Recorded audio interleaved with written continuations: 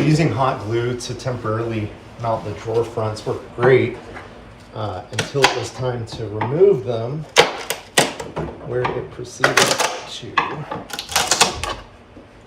tear, which is probably fine. I mean, I don't think it'll ever be seen.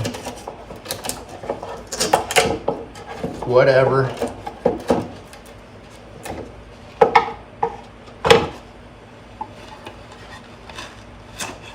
Pretty sure there's a better way to do this.